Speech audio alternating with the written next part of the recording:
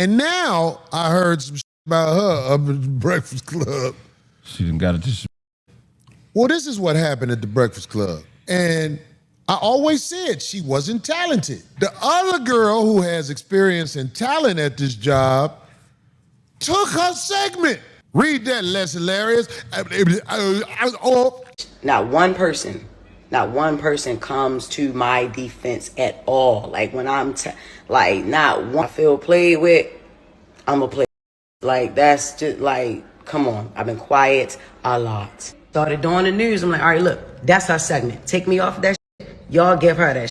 I'm realizing this is the way these niggas is doing it up here that I don't like. You know, she overtalks me. I'm like, yo, shut up. Yo, Rihanna for a long time. This is not no, listen, hush. This is not a Jess. No, Loren. No, just listen. Just please hush. What's up, guys? It's your girl Rivah, and I'm back again with another video. Every time I do a conversation about Corey Holcomb, I always have to start with the same exact thing, which is I wonder if he ever gets tired of being right. Okay? Because more and more, whenever he gets into it with somebody or he says something about a situation, I think a lot of times because of the haze of him being a comedian and sometimes him making jokes or being funny, that people don't really realize the depths that he knows about situations until the story comes out, right? So that's actually no different in this situation. In this particular situation, you know, Corey and Jess Hilarious, who is a comedian, also she is the third and new member of the show, The Breakfast Club. She has actually, you know, always had a back and forth with Corey Holcomb. When Cheyenne Bryant was there and was talking and was saying derogatory things about Corey Holcomb, Just Hilarious also jumped on that same train and basically agreed to the things that was being said. Later, I think he looked at it with his failed comedian career. I don't have a career. I do. He doesn't have a career. So You got a good comedy career. He does stand up. He just stays in 5150, the big podcast, and he does stand up. okay. Where you be at? What? Where you be at? Thank you. We back. go ahead. She got a good career, but anyways, we back. So recently on 5150, Corey Holcomb was actually talking about the situation that happened with Dr. Umar and Dr. Umar's daughter. And basically, you know, his cast member, Craig, was also saying, like, you know, he did not agree with the fact that if you have any kind of internal or family issues, that you would bring that to the internet, right? Like, it's one thing to have a perspective or opinion, but to bring that to the internet, you know, a lot of them, all of them on the panel basically did not agree with that. In that same breath, it reminded Corey of a situation that was happening with Just Hilarious, and it basically started this entire conversation. So what I'm going to do is I'm going to press play, and I'm going to let you guys hear, you know, everything and how it unfolded, and then give you guys my perspective. Talk about what's happening in the world, but some people, they don't have that ability to separate ideas from people, you know what I'm saying? So they only strictly take personal shots. And they want to act like and bring no talent, like Right. you say. Right, yeah. Like the comedian that I had problems with, the little less hilarious girl. Right. It all started when she bust down naked with her child on the internet. Right. She had a picture where she was basically naked and had the little boy naked, basically. And ever since then, she's talked about everything but that. Right. Found ways to say, Corey opened up for me. Corey did, all lies. Why are you lying? And now I heard some shit about her up at the Breakfast Club. She done got it. Well, this is what happened at the Breakfast Club. She took that job. She got that job because I think she had a social media presence. I can't imagine why else. Yeah, that's why, yeah. So she got that job. And I always said she wasn't talented. So again, you know, he's just giving the background to, he's laying the foundation for the points that he's going to make. And as he said, he heard some stuff about whatever was going on with her at the Breakfast Club. Again, a lot of people, in my opinion, believe that because of him being a comedian, because Corey Holcomb is a funny guy, and because he says things that are kind of like brash or whatever, sometimes people don't understand that you know, even when a person is talking about certain things, that they're not just, you know, pulling stuff out of thin air. Their opinions or their feelings about a situation are normally rooted in something when they're talking with so much conviction. And so again, he's just talking about the fact of how she, you know, made her way to be the third host on the Breakfast Club. As we all know, the third host was always Angela Yee, who ended up stepping away and starting her own, you know, show on the radio as well. And so they were he's basically saying the only reason why he believes that Jess was picked was obviously because she had some kind of platform. She got the job and got knocked up shortly afterwards. And the worst thing in the world happened. They brought in somebody who was talented. Who they bring in? Homegirl from she used to be on TMZ. Yeah. Oh. She has experience with doing that. When she talks, her voice, I don't know her name. Yeah. The girl who is Loren. That girl know what she doing.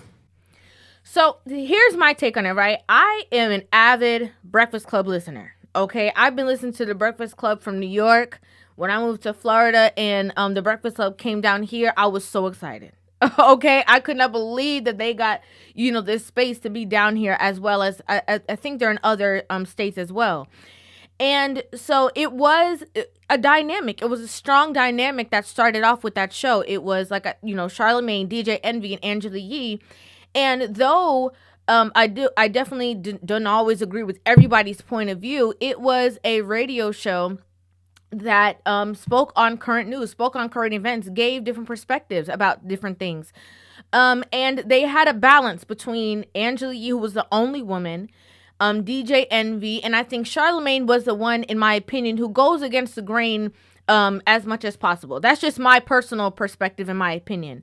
You know, Angela speaks up for the women. DJ Envy kind of sways whichever way is necessary. That's just how I see it, right?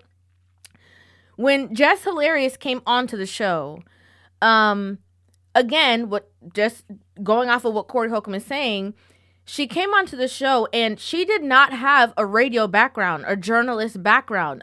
You know, she just came on as a comedian, adding a different layer or perspective onto the show. Now, the new person, you know, in question, Loren LaRosa, who is now on the show as well. Now it's, you know, it's always been kind of weird. Like, we went from having Jess and two men to now having two women and two men. And it was always kind of a weird dynamic of how there's another person who's been involved. Well, this person now, it comes out that she used to work for TMZ. She has like a background in journalism. And so when she comes to the conversation, it sounds radio ready. It sounds, you know, perfected in a certain light. So here you have somebody who did not have experience, who brought a replacement of herself that is somebody who has a lot of experience. She knows how to fit in with Charlamagne and the other guy, DJ Envy. It's like it's seamless when she there. Right. It's the talent. The talent shows out, and then Les Hilarious ain't even reading right. Okay, he's being funny, but he's not being funny. This is the thing about Corey. That's what I'm saying. Like, he's being funny, but he's really telling the truth. Because I remember, too, when she first got on, like, they would give her stuff to read about, like, stuff that's going on in media or entertainment or whatever. And she would stumble across her lines. Like, she genuinely did do that. Like, she's reading a line and she messed it up, or she had to go back and reread the page. Like, she really did do that. And then that's why I got these long nails too, because people had a problem with me. To follow the words? Yeah, people had a problem with me reading with my finger, but it's like, what do you want me to do? It helps me read better. Some people need their fingers. So Keep telling Sims, stop. Simmons, one of our producers, stop giving Jess so many words. No, don't ever say this. You're making me sound stupid. No, Again, she didn't have a background in doing anything like this. This is something that was new for her to take on. And then Loren LaRosa, when she does her segments and she's reading, it's very, you know, she has the cadence to read it and the emphasis in certain parts of the conversation. Like, she is more refined in that department. So this part where he's saying, again, it's a joke, but there's truth within the joke. I'm like, so It's a problem now. And now she had a job where all she had to do was deliver the news. She had a segment on The Breakfast Club.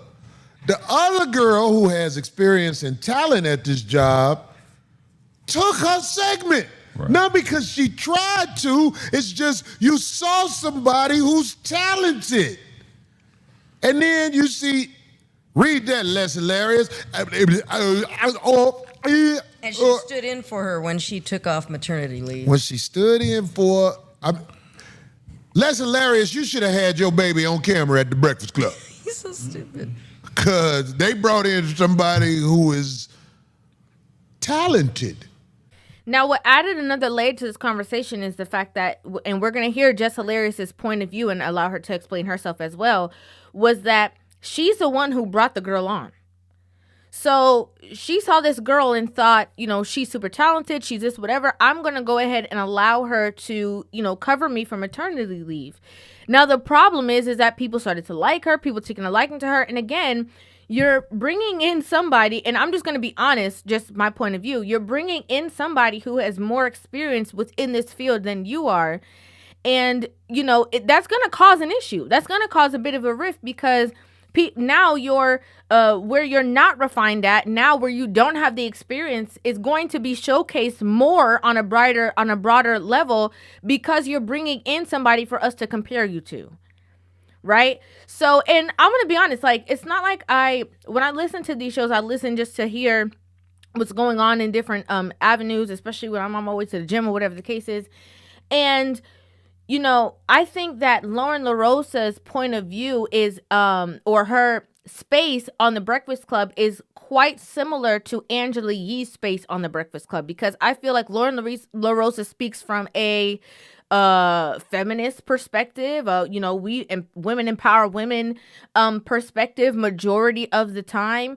And I think that's what causes like the rift or the conversations, or again, their point for being on the radio is to bring entertainment, and it also causes you to have a different perspective. Right? So me, when I'm hearing Loren LaRosa, I'm like, no, I don't agree with that. I don't agree with what she's saying, whatever the case is. But again, it's good for what the platform is and for the show itself, for everybody to bounce ideas off of each other and not always agree, be able to hold your own.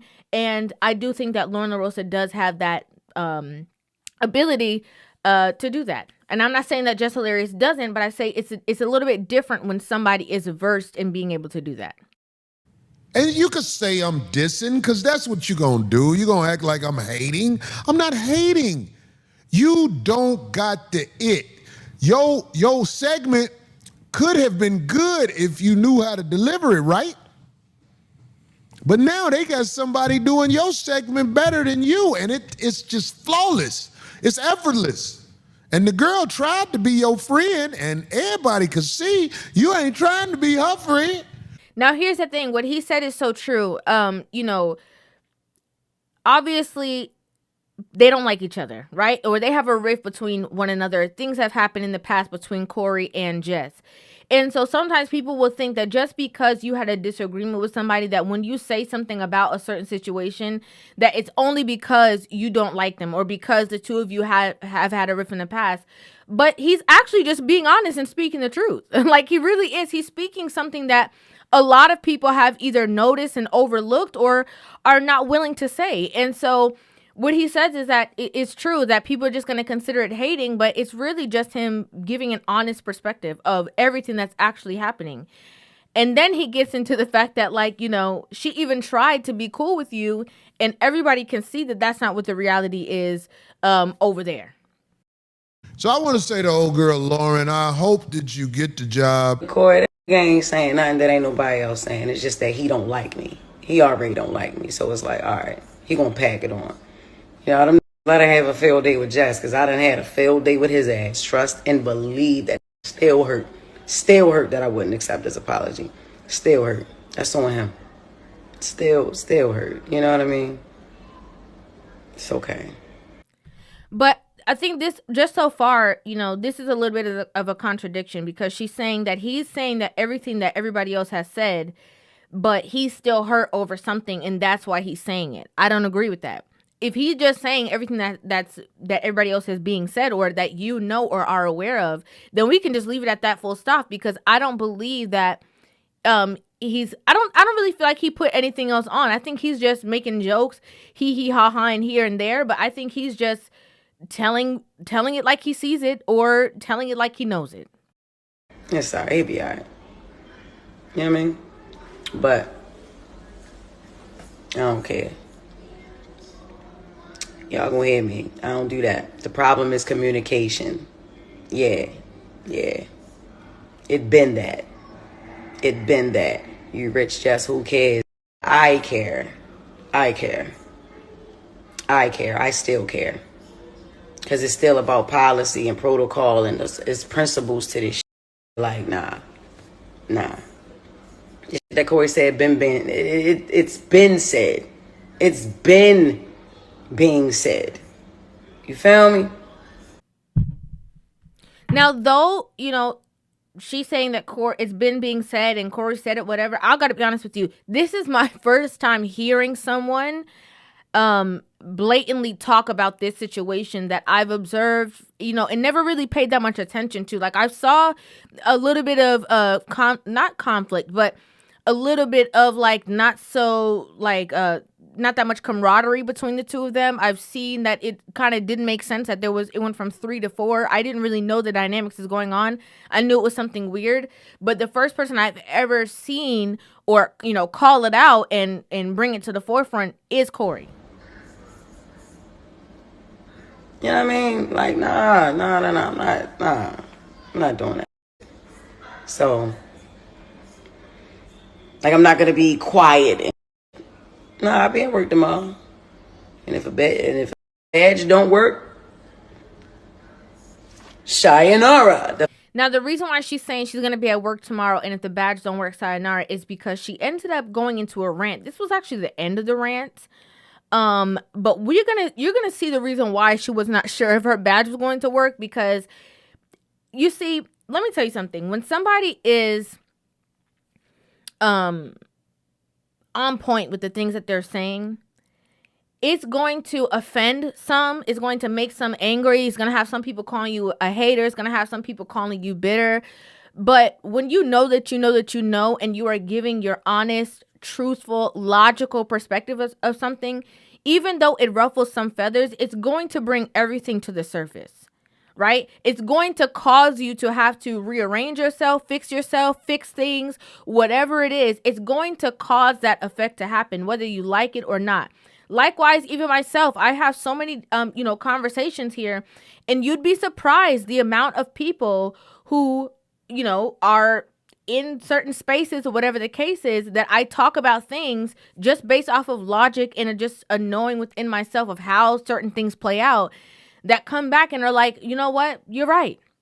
You got it. I was upset about it, but I've listened to your perspective and I completely see the other side of the situation and I get it now. That's just what happens. It might ruffle some feathers. It might make you upset for a second, for a little bit, but it's going to, again, cause everything to come to the surface. And what he said on his platform basically, caused a domino effect for her to bring everything to the surface. You know what I'm saying? Like, it just is what it is. To be a team up that bitch. Not one person comes to my defense at all. Like, when I'm not one mother ever with this online. Like, why the should we have to keep playing it? Man, listen, I know one thing. Angela, you ain't that motherfucker crazy. Not as crazy as niggas try to make out to be. Nah, it's the reason that lady wanted to leave that show. I don't know how she did that for 13 years. I'm telling you, I don't give a Y'all already know what's up with me. Again, I'm not going to stop too much. I want you guys to hear her rant, but he's saying that because he's hating. He's saying that because he doesn't like her. But then she's revealing all the things, and her disdain for being there and her being upset about being there so far is on track to everything that he was saying. I feel played with. I'm a play. Like, that's just like, Come on, I've been quiet a lot. If Jess Hilarious is quiet, it's a reason. I always got my mouth open. All the time. Now, how about y'all clear some of this shit for y'all teammate? Shit is ran like a high school. Yeah. It's ran like a high school.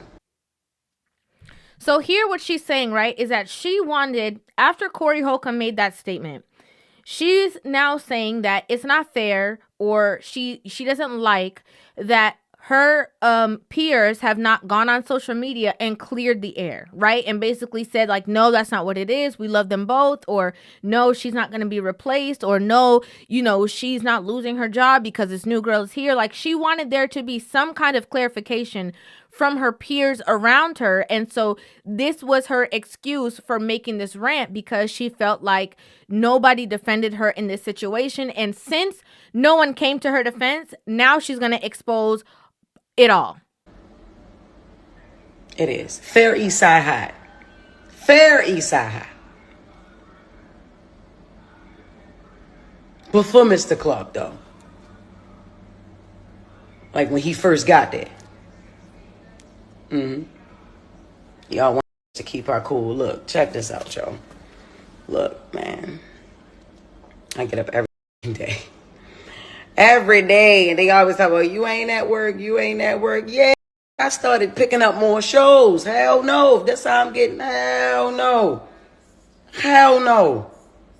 I have more fun outside the studio than I have in there now. Is you crazy? Started doing the news. I'm like, all right, look, that's our segment. Take me off. Y'all give her that. Take me off that. This is her segment now. This is no longer just with the mess. So this is where I think that things have gone haywire, right? Because one thing that I've noticed is that sometimes Jess is like on FaceTime or like on a Zoom or whatever when they're doing the show. That's never been the dynamic, right? Maybe if somebody's out of town or something, but it's never really been the dynamic of the show. Everybody has always been in studio. So here you're upset about something, or about the other person who's now being involved and other people not having your back. And now this other woman is on, and she's always in studio. She's always available. She's always there. So how is it that you're expecting a different outcome if you are not standing in your spot? Because if you're not in your spot, and so what they say, move your feet, lose your seat. That's exactly what the dynamic is. And I don't think that, again, maybe it's because she's never been in this profession before. She doesn't know how to navigate the situation. But the worst thing that you can do is say, fine, take it then.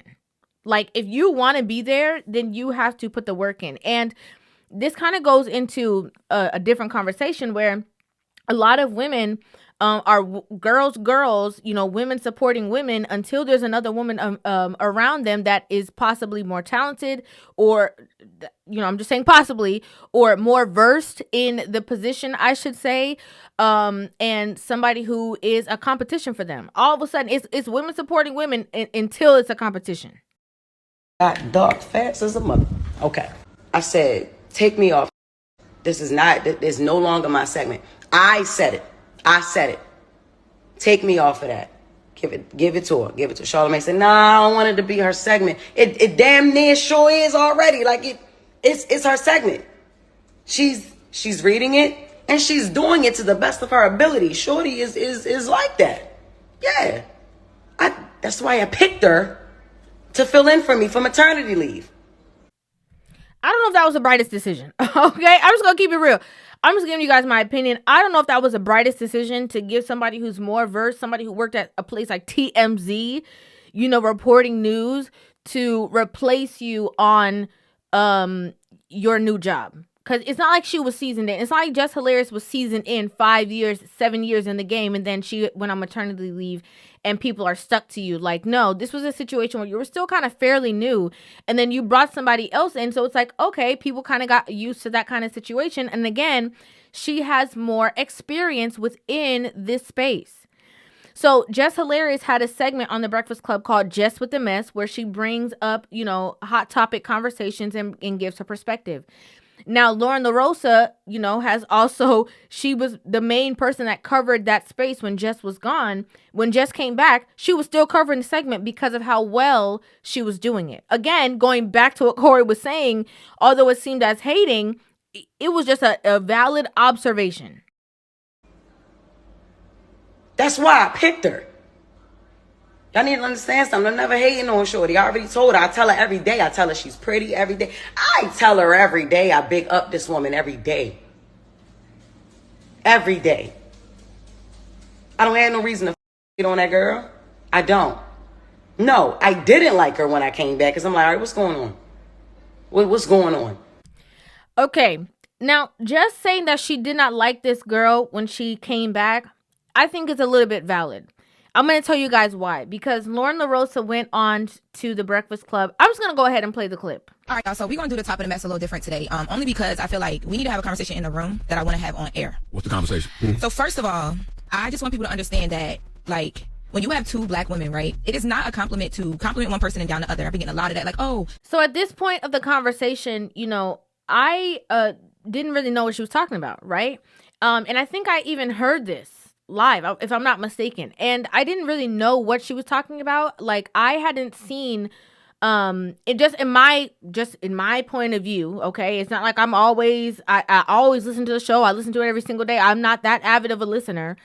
But what I can say is that I knew that this person was the fill-in for Jess, but I wasn't really engulfed in many of the conversations of some people liking her more, some people liking her less, some people thinking that she's better. I wasn't engulfed in that. So this is, her now creating the stage to bring that conversation on air and talk about it. You doing good, and I don't like this about Jess, and I hate that. Yesterday we were out, and majority of the people I ran into, Jess with the mess in her news is real. Okay, you back? You ready? Jess is back! You ready? Yes, girl. Let's get it. Not to tell them off with you. What's up, Jess? So as we can see, based on how this situation happened, it seemed as though she did not know that Jess was coming back to work that day. I don't know if she did, but it seems as though she did not know that she was actually going to be showing up to work that day. And so it can come across, okay, if I'm just being honest with you guys, it can come across that you were having this conversation to kind of point out the fact that people liked you more. That's how the conversation can come across. Like, the only reason why you're bringing this to the air is because people are liking you more. If maybe the conversation was that nobody doesn't like you and everybody wants Jess to come back, I don't know if she would have thought it was her duty or her position to bring that conversation on air. As we can see, the way that Jess Hilarious came in, she kind of was just like, squash it. We're not talking about that. Get up out my chair. Like, so this is what she's talking about, why she said she didn't like her when she came back and why she told her to basically, get up, and she wanted to figure out what was going on. She knew it. We had a conversation. Because the anger was misplaced. Nah, it ain't even you that I don't like. I'm realizing this is the way these niggas is doing it up here that I don't like. Okay, got it. It's her segment. I went to the person who does the intros, the sound. I went to Taylor. Yo, Taylor, make Loren her intro. Take Jess with the mess, all that. She says, things can't just change like that. Why not? Why not? Y'all changing everything else, and I'm the only one that don't know. My goofy ass don't know nothing. Jess with the mess is not at Breakfast Club. I'm Jess Hilarious up here. I'm Jessica Moore up here. Jess with the mess is not being done. Lauren LaRosa is doing it. This ain't no part-time that I got. I got a contract that I negotiated, and I got it. So I'm like, all right, cool. I'm on air. She overtalks. She's overtalking me. Loren knows she does this. Whatever. I've told her about this many a times. She overtalks me. So again, this is all, if you see me laughing to myself, it's just because Corey Holcomb really had her crashing out on social media. Okay? He really caused Jess Hilarious to have a crash out on social media and expose herself even more than necessary based off of the truth that he was saying when he talked about the situation that was going on over there at the Breakfast Club with Jess. Okay, so if you see me giggling to myself or kind of like laughing, that's the reason why I'm doing that. Is because I'm like, he really obviously was telling the truth. And then the more that she's speaking, again, the more that she's proving the fact that he was telling the truth. I'm like, yo, shut up. All right? Or hush, be quiet. Yeah, that clip that y'all saw. Yes, shut up, be quiet. Yeah, I've said that. And I've meant that. You know what I mean? That's the only way to get it a hush. So I'm like, all right, cool. So now she's talking about a clip that I've seen circulating now, presently on TikTok, of Jess telling the other host as she was talking, I believe, to shut up and to hush. Audio yesterday. And then, hold up, be quiet. How everybody a real estate agent?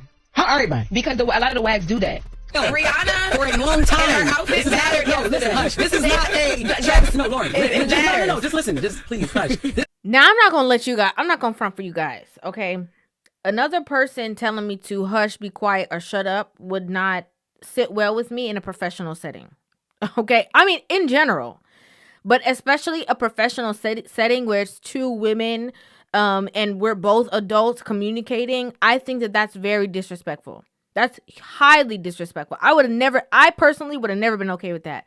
Now, I believe because of Loren's professionalism, she probably did not address it on air, or maybe, blatantly, because she wanted to have a calm work environment. But I mean, I think that was necessary to be addressed, because there's no way that you would even think that would be okay to communicate with somebody like that. Okay, she grown. She's there just like you there. She's getting paid just like you're getting paid. And to have the even mentality that is okay to speak with somebody, again, that's trifling. That's not cool. One day, I told her, because I went in the comments, I'm like, all right, people don't like that. All right, whatever. I'm not her mother. You don't have to be in the comments to know that you shouldn't talk to somebody like that. Like, there's nothing in the comments to tell you that you shouldn't be able to communicate with another human being that way. And again, this goes back to what Corey is saying about one person who was refined and professional in the setting and is versed in how to work the microphone and work her job, and the other person who was brought on because of a social media presence. She's another grown woman. I have to respect this lady, but she's not gonna keep talking over me, yo. I'm already confused on why the she's still here. You know what I mean? Like on air, not in the building, on air, right? So I'm like, all right. I told her, be quiet the next day. Charlemagne texts me and he says, yo, don't tell her be quiet. You tell her shut up. Play into that narrative of y'all beefing, y'all not liking each other. Why the would we do that? But I'm like, you know what? All right, cool. She cool with it, I'm cool with it, because I'm not a be quiet type of way. I am a shut up type. Ask my kids, right? Even the 7-month-old, ask her. Yeah, that's not okay. I mean, I just think that's so disrespectful. I think be quiet and hush is already bad. If another grown person is talking, you can just wait or respectfully say, that you wanted to say something. But in the world of radio, I believe that the whole thing is that, like, people get excited. People get, engulfed in situations. People want to share their opinions. And it's not like they're on air for 5 hours to 6 hours. So everybody wants to get their point across before they go to commercial, before they go to the next song. And again, this goes back to what Corey was saying. You have to know how to navigate this space and balance effectively without getting emotional about it, without getting your feelings involved, without getting your feelings hurt. And so that's where I think that she's dropping the ball. And again, allowing this other person to shine because she's not doing all those things. So then I asked again, I'm like, all right, so she's going to be the fourth host. That's what it is. Whenever we do find that, you know what I'm saying? It's just a bunch of beating around the bush, y'all. So she just kept going on and on talking about the whole thing. And again, what I got from this whole situation is that they'd be like women supporting women until there's competition. Okay, we all for the sisterhood. We all for, we got each other's back. Black people got to stick together. Black women got to stick together. It's all fun and games until there's your competition sitting right next to you. Then you don't want her in the room. You have a problem. You don't like the way that she's doing things. You have all of this ammunition all of a sudden.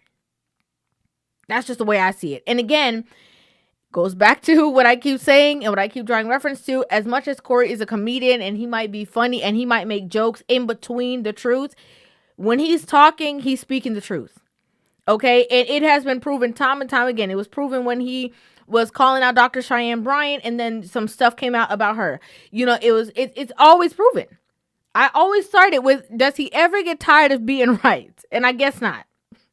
But I like to know what you guys think about this in the comment section down below. I'd love to hear your thoughts on this entire situation. Make sure you guys hit that subscribe button and give this video a thumbs up. And I will see you guys in the next one. Love you.